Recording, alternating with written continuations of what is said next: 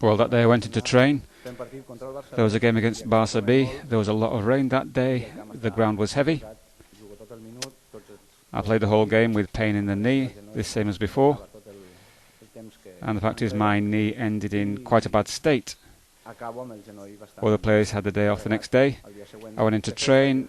I couldn't because of the liquid on my knee. There was a lot of it, and I had a special binding put on the knee, the kind you have when the knee is giving you a lot of pain.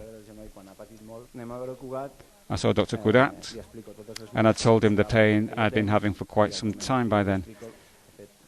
I had a photo of the knee with me, and you could see a piece floating inside it. I showed it to the doctor, and he said, if you've got that on your knee, you can't play, you need an operation. I asked him how long I'd be out, and he said, well, if I go into the knee, if I take out that floating piece and close it up, 4 weeks. But when you go into the operating theatre, you never know what you're going to find, and the operation took 2.5 hours. And he ended up finding more things in there than he thought. He had to scrape the synovial as well, because it had been causing a lot of pain for so long. I asked him then how long it'd be again, how long I'd be out. He said, well, look, if you want, it could be 4, 5, 6 weeks. You could be back playing again. But his advice was that I should take 4 to 5 months to recover.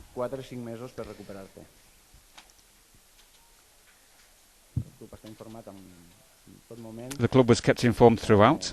And when we decided on having an operation that day, Ramon Canal told the president, Dr. Brunner told the coaches, the president phoned me that afternoon, and a couple of days later I saw the president at his home. I explained everything to him, my idea of trying to get back as soon as possible, and I said again, if I'm not in shape, I won't see out my contract, or when I'm injured, or when I see I can't take the pace of the game, or when I realise I can't play at the level that Barça require, I'd leave.